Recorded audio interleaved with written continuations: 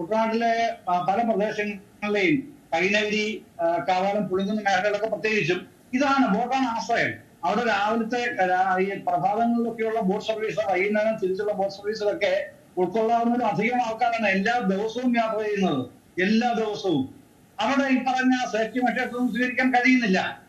അത് പൊതുഗതാഗത സൗകര്യത്തെ കുറിച്ചാണ് പറയുന്നത്. ഇപ്പൊ KSRTC ആൾക്കാർ നിർത്തിക്കൊണ്ടുപോകാൻ പാടില്ലെന്ന് ഹൈക്കോടതി വിജയമായല്ലോ. സാധിക്കുന്നുണ്ടോ? ഇല്ലല്ലോ. ഇത്ര പേരെ മാത്രമേ കൊണ്ടുപോകാൻ പാടുള്ളൂ എന്ന് നിഷ്കർഷിച്ചിട്ടുണ്ട്. അത്രയും പേരെ നിർത്തിയെ കൊണ്ടുപോകാൻ പാടില്ല, ഇത് തന്നെ കൊണ്ടുപോകണം, അതിനാണ് ടിക്കറ്റ് എടുക്കുന്നത്. ഇത് പറഞ്ഞിട്ടുണ്ടല്ലോ. പിന്നെ ചില പ്രത്യേക സർവീസുകളിൽ ഇത്ര പേരെ അധികമായി കൊണ്ടുപോകാം, അത് നിർദ്ദേശിച്ചിട്ടുണ്ട്. അതൊന്നും അല്ല നടക്കുന്നത്. പിന്നെ അത് പോട്ടെ, അത് public utility service, public transport ആണല്ലോ. ആ ഭാഗത്തേക്ക് നമ്മളിപ്പോ കടക്കാത്തതുകൊണ്ട് ഞാൻ അതിലേക്കും വരുന്നില്ല. എങ്കിലും ഈ പറയുന്ന ബാക്ക് വാട്ടർ ടൂറിസത്തിന്റെ ഭാഗമായിട്ടാണ് ഇതെല്ലാം നടക്കുന്നത്. ആലപ്പുഴയിലെ ഹൗസ് ബോട്ടുകളാണെങ്കിലും താനൂര് ഈ പറഞ്ഞ അറ്റ്ലാന്റിക്ക എന്ന് പറഞ്ഞ ഈ ആൾട്ടർ ചെയ്ത ഫിഷിംഗ് ബോട്ട് ആണെങ്കിലും ഒക്കെ ഓടുന്നത് അങ്ങനെയാണ്, ഈ ബാക്ക് വാട്ടർ ടൂറിസവുമായിട്ട് ബന്ധപ്പെട്ടാണ്.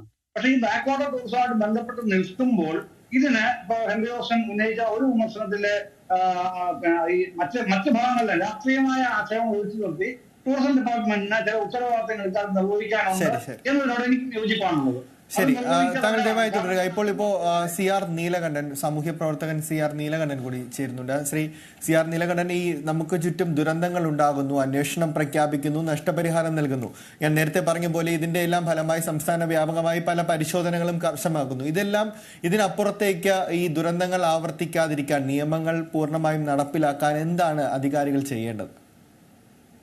ഒന്നാമത്തെ കാര്യം, നമ്മുടെ അധികാരികൾക്ക് ജനങ്ങളോട് അക്കൗണ്ടബിലിറ്റി ഇല്ല എന്നതാണ് സത്യം. ഒരു ഉത്തരവാദിത്വവും അധികാരികൾക്ക് ജനങ്ങളോടില്ല. നേരത്തെ നിങ്ങൾ പറഞ്ഞതുപോലെ ദുരന്തമുണ്ടാകുമ്പോൾ നമ്മൾ കുറെ ധനസഹായം ചെയ്യും, കണ്ണീരൊഴുക്കും, കുറെ കുടുംബങ്ങൾക്ക് നഷ്ടപ്പെടും. ഇവിടെ തന്നെ എത്ര കുടുംബങ്ങൾക്കാണ്, എത്ര മനുഷ്യജീവനാണ് നഷ്ടപ്പെട്ടത്. നമുക്കൊക്കെ ദുഃഖിക്കുന്നു, നമ്മളൊക്കെ അതിൽ അനുശോചനം രേഖപ്പെടുത്തും. ഒരുപക്ഷെ നമ്മുടെ നേതാക്കന്മാർ, മന്ത്രിമാരും പ്രതിപക്ഷവും ഭരണപക്ഷവും ഒക്കെ അവിടെ ചെന്ന് അവരെ ആശ്വസിപ്പിക്കും. അതൊക്കെ നല്ല കാര്യം. പക്ഷേ നേരത്തെ ചോദിച്ചു, കേരളത്തിൽ കുമാരനാശാൻ പോയ പല്ലന അടക്കം എത്ര ബോട്ടപകടങ്ങൾ കേരളത്തിൽ ഉണ്ടായിട്ടുണ്ട്? കേരളം ഒരു സംസ്ഥാനമായി രൂപപ്പെട്ടിട്ട് നമുക്ക് നിയമങ്ങളും ചട്ടങ്ങളും ഒക്കെ ഉണ്ടായിട്ട് എത്ര ബോട്ടപകടങ്ങൾ ഉണ്ടായിട്ടുണ്ട്? എത്ര അന്വേഷണങ്ങൾ നടന്നിട്ടുണ്ട്? പക്ഷേ ഇപ്പോ ഈ പറഞ്ഞതുപോലെയാണ്, വിഷബാധ വച്ച് ഏതെങ്കിലും മരിച്ചാൽ ഉടനെ എല്ലാ ഹോട്ടലിലും കയറി കുറെ അന്വേഷണം നടത്തും. അത് കഴിഞ്ഞാൽ എല്ലാവരും പോവും, ആ ഹോട്ടലുകളൊക്കെ തുറക്കും, വീണ്ടും അതുപോലെ തന്നെ അവർ തുടരും അടുത്ത വിഷബാധ വരെ. അത് മദ്യവിഷബാധയുടെ കാര്യത്തിലാണെങ്കിലും മറ്റ് അപകടങ്ങളുടെ കാര്യത്തിലാണെങ്കിലും നമ്മൾ അത് തന്നെയാണ് നമ്മുടെ നയം. അതിന് കാരണം ഞാൻ നേരത്തെ പറഞ്ഞതാണ്, അക്കൗണ്ടബിലിറ്റി ഇല്ലാത്തൊരു ജനാധിപത്യമാണ്. ഇതിൽ ആരാണ് ഉത്തരവാദി? ഒരുപക്ഷെ ആ ബോട്ട് ഓടിച്ച അതിന്റെ ഉടമസ്ഥൻ മാത്രമായിരിക്കും ഇതിൽ ഉത്തരവാദി. ഞാൻ പറയുന്നു അല്ല. കാരണം ലൈസൻസ് ഇല്ലാതെ ഒരു ബോട്ട് പ്രവർത്തിപ്പിക്കാൻ അനുമതി കൊടുത്ത് അതെങ്ങനെയാണ് പ്രവർത്തിപ്പിച്ചത്? എങ്ങനെയാണ് അവിടെ പ്രവർത്തിക്കാൻ കഴിഞ്ഞത്? നമ്മുടെ നാട്ടിൽ ഹെൽമെറ്റ് വെച്ചില്ലെങ്കിൽ പിടിക്കാൻ വേണ്ടി നമ്മൾ കോടിക്കണക്കിന്, നൂറുകണക്കിന് കോടി രൂപയുടെ സംവിധാനങ്ങൾ കൊണ്ടുവരുന്നു. എന്നാൽ ഇത്രയും അപകടകരമായ ഒരു ബോട്ട് അത് അന്ന് അപകടം പറ്റിയെന്നുള്ളൂ, നീറ്റിൽ ഇറങ്ങിയിട്ട് അത് അങ്ങനെ ഒരു അപകടമുള്ള ബോട്ടാണെന്ന് കണ്ടെത്താൻ പോലും നമുക്ക് കഴിയാതിരിക്കുന്ന സംവിധാനം എന്താ? ഞാൻ മനസ്സിലാക്കുന്നത്, ഞാൻ സാങ്കേതിക വിദഗ്ധനല്ല, ഒരു 3 തരം പെർമിഷനെങ്കിലും മിനിമം ഇവർക്ക് വേണം. ഇതിലൊരു പെർമിഷൻ ഇവർക്കില്ല. ടൂറിസം ഡിപ്പാർട്ട്മെന്റ് ആണിത് ചെയ്യേണ്ടത്. ടൂറിസം ഡിപ്പാർട്ട്മെന്റ് ഇത് എന്തെങ്കിലും പരിശോധിക്കുന്നുണ്ടോ? ഞാൻ മനസ്സിലാക്കുന്നത് ചില വിദഗ്ധരൊക്കെ വളരെ മുമ്പേ തന്നെ ഇത് സംബന്ധിച്ച് ചില അറിയിപ്പുകളൊക്കെ കൊടുത്തിട്ടുണ്ട്, ഇത് ഉണ്ടാകാൻ സാധ്യതയുണ്ട് എന്ന്. പക്ഷെ നമ്മളതൊന്നും പരിഗണിച്ചിട്ടില്ല. അപ്പൊ എങ്ങനെയാണ് ഇവരിത് ഓപ്പറേറ്റ് ചെയ്യാൻ കഴിഞ്ഞത്? അങ്ങനെ ഓപ്പറേറ്റ് ചെയ്യാൻ കഴിയുമെങ്കിൽ ഇപ്പൊ ഒരു പെർമിറ്റ് കൊടുക്കേണ്ട ഒരു സംവിധാനം, ആ പെർമിറ്റ് അനുസരിച്ച് അവർ പ്രവർത്തിക്കുന്നുണ്ടോ നോക്കാറുണ്ടോ? നമ്മുടെ നാട്ടിൽ പൊല്യൂഷൻ കൺട്രോൾ ബോർഡ് പല സ്ഥാപനങ്ങൾക്കും അനുമതി കൊടുക്കാറുണ്ട്, മലിനീകരണ നിയന്ത്രണ ബോർഡ്. പക്ഷെ ആ സ്ഥാപനം മലിനീകരണ വിമുക്തമായാണോ പ്രവർത്തിക്കുന്നതെന്ന് പിന്നെ അവർ നോക്കാറില്ല. അവരുടെ ജോലി എന്താ? ഒരു സർട്ടിഫിക്കറ്റ് കൊടുക്കുക. ഒരു പഞ്ചായത്തിന്റെ അല്ലെങ്കിൽ മുനിസിപ്പാലിറ്റിയുടെ ജോലി ഒരു സർട്ടിഫിക്കറ്റ് കൊടുക്കുക, പിന്നെ അവരങ്ങനെ പോയില്ല.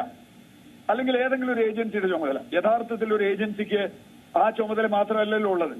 ഞാനൊരു സർട്ടിഫിക്കറ്റ് കൊടുത്താൽ, ഞാനൊരു പെർമിഷൻ കൊടുത്താൽ അത് പാലിക്കുന്നുണ്ടോ എന്ന് നോക്കണം.